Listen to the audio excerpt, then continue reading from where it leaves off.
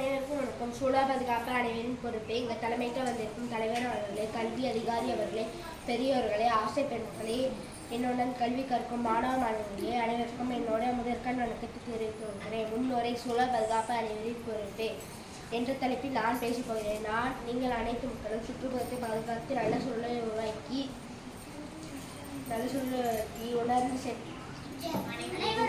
அனைவரும் உணர்ந்து செயல்பட்டால் வளமான சமுதாயத்தை உருவாக்க முடியும்.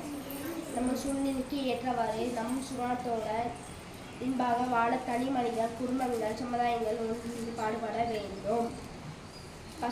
சூழல் பாதுகாப்பு. பசுமைமிக்க இயற்கை சூழல், சுத்தமான குடிநீர், மாசில்லா காற்று, வெளியில் இருந்தால் தொற்று நோய் வராமல் நாம் ஊர் மாவட்ட மாநிலம் நோக்கில் உள்ள மக்கள் நோய் நொடி இல்லாமல் வாழ முடியும். நோயற்ற வாழ்வே குறையற்ற செல்வம். பொது இடங்களில் நெகிழித்தன்மையுள்ள பொருட்களை கொட்டுவதை தவிர்க்க வேண்டும். மாத்திரை மருந்து கழிவுகளை கொட்டுவதே தொழிற்சாலை கழிவில் நீர்நிலை தன்மை மக்களுக்கு தீங்கு விளைவிக்கும். திறந்து வெளிவரும் மலம் கிடைத்த சிறுநீர் கழித்த உபநீர் உப்புதல், சாக்கடை நீர்நிலை தவிர்க்க வேண்டும். வீட்டிற்கு ஒரு வாரம் மட்டும் வளர்க்க வேண்டும்.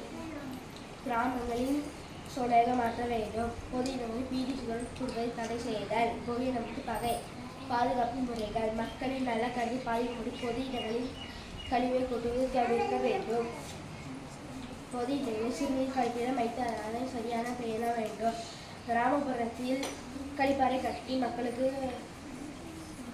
கிராமம் எப்படி பயன்படுத்த கற்றுக் கொடுத்த பாதாள சாலை உருவாக்கி வீட்டில் கழிவு நீரை மற்றும் குளிய நீரை வழி செல்ல வகுக்க வேண்டும். மரங்களை நட்டி தூய்மை காத்து பெற வழி செய்ய வேண்டும்.